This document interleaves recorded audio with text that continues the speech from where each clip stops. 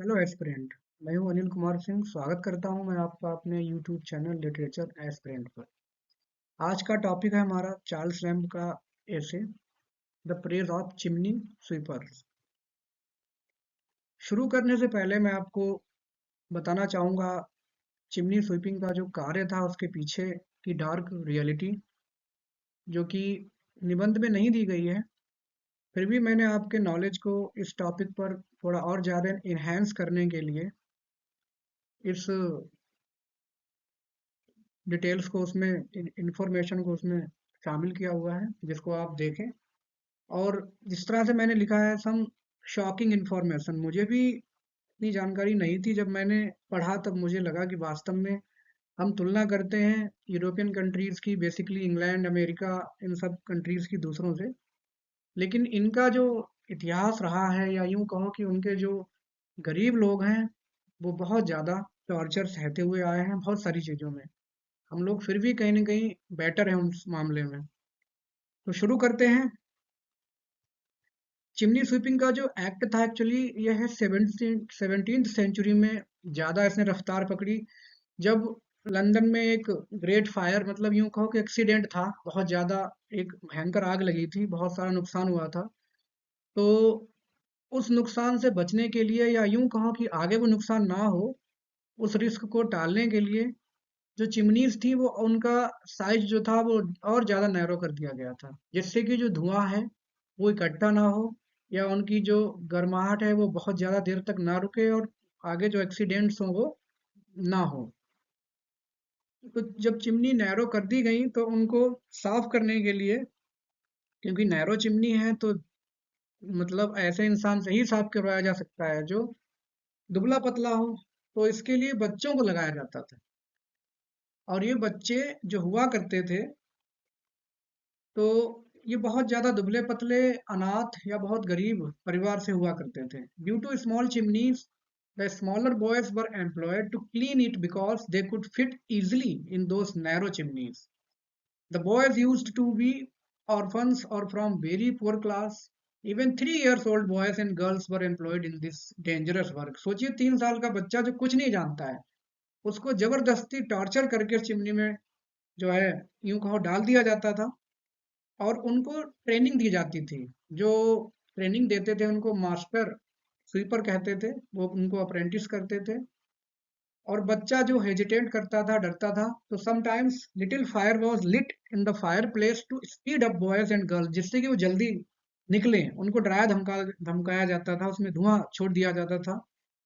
इसके अलावा जो मास्टर स्वीप था, वो अपने हाथ में एक छड़ी रखता था जिसमें कील लगी हुई होती थी उसके एंड पर, और उससे वो बच्चे में, जैसे कभी अपने यहाँ बैलगाड़ी में बैलों पर इस्तेमाल किया जाता था ऐसा एक स्टिक विद उसमें कील लगी होती थी, जिससे कि थोड़ी चुबो देते थे हल्की सी, तो वो बैल ज्यादा तेज चला करते थे। हालांकि अब वो चीजें ऑलमोस्ट खत्म है अपने यहाँ। ये जानवरों पे होता था, वहां पर सोचिए छोटे बच्चों पे होता था।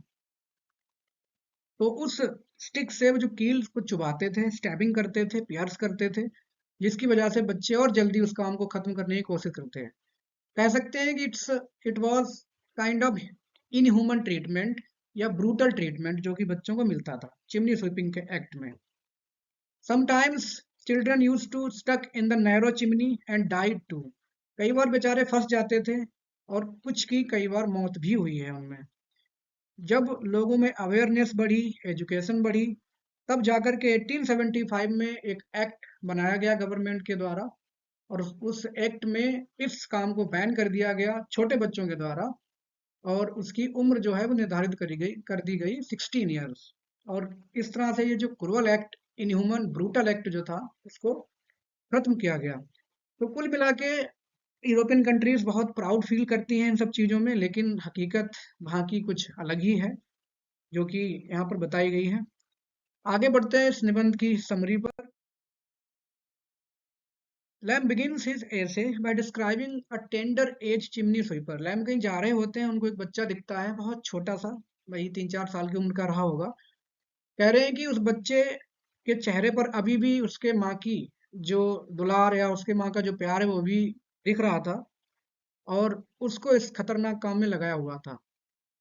और उसको डिस्क्राइब करने में जैसे चार्ल्स लैम्ब ने जो इम्परफेक्ट सिंपैथीज जो एक उनका ऐसे है जिसमें उन्होंने काफी रेसिस्ट वर्ड्स का इस्तेमाल किया है, यहाँ पर भी करते हैं, जैसे यंग अफ्रीकन्स, ब्लैक एंड नेग्रीट्यूड। मतलब कई बार चार्ल्स लैम्ब ने इन शब्दों का इस्तेमाल किया है जो कि आजकल उतने ज्यादा एक्सेप्टेबल नहीं है, या यूं कहो कि प्रचलन में नहीं है। लैम्ब कहते हैं कि उनका उन चिमनी स्वीपर्स के प्रति रुझान था थोड़ा सा, जब भी वो कहीं घूमते थे उनको दिख जाते थे तो वहां रुक जाते थे, क्योंकि उनके ऊपर कालिख मली हुई होती थी, क्योंकि चिमनी का धुआं साफ करते करते, कालिख साफ करते करते बच्चे वो काले हो जाते थे सिर से लेकर के पांव तक। और दिसंबर की सर्दी में सोचे उतने छोटे छोटे बच्चे उस काम को वो करते थे। और वो कह रहे हैं कि लैम्ब इस तरह से कार्य करके जो है वो दूसरों को एक पेशेंस या किस तरह से धैर्य रखा जाता है विपरीत परिस्थितियों में, वो सिखाते हैं बच्चे।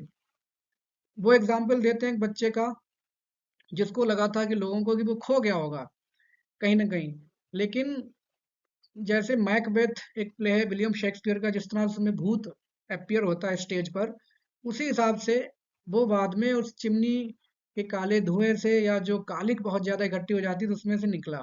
तो यहाँ पे एक फनी मूवमेंट उन्होंने क्रिएट करने की कोशिश की है, एक फनी साइड इसकी क्रिएट की है, लेकिन देखा जाए छोटे बच्चे पर ये बिल्कुल भी फनी नहीं लग रहा है।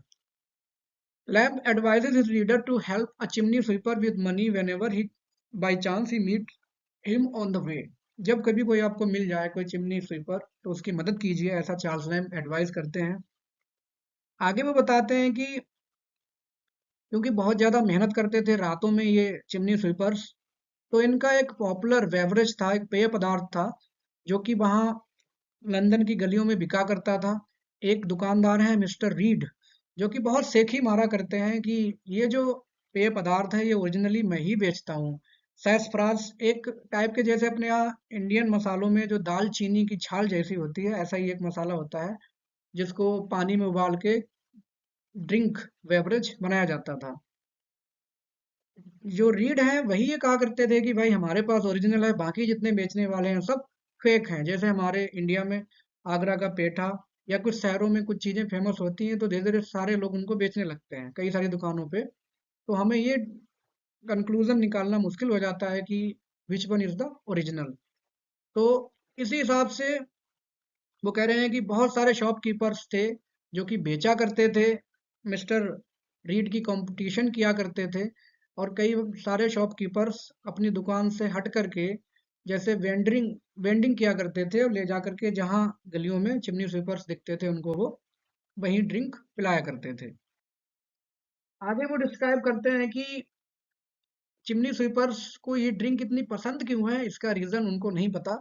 हो सकता है उसकी जो फ्रेग्रेंस थी जिसकी वजह से उनके जो गले में जो कालिख, या उसकी जो गर्माहट से उनके गले में जो कालिख जम जाती थी वो दूर हो जाया होती होगी। फ्रेग्रेंस से उनकी नोज थोड़ी क्लियर हो जाया होती होगी, जो भी उनको लगता होगा। It may be the reason behind it. Charles Lamb is not clear about that.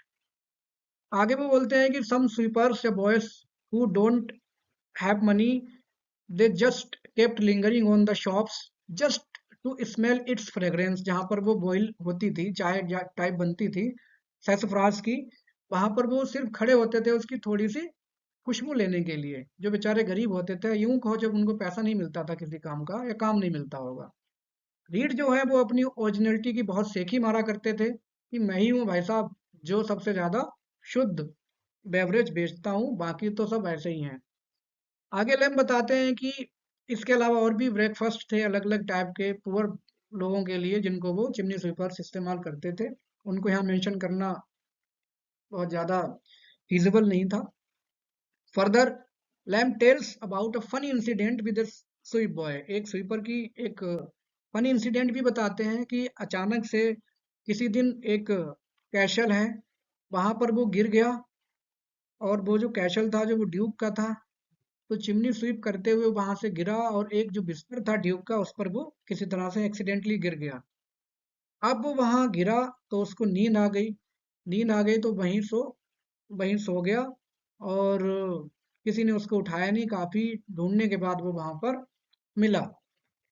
वो कहते हैं कि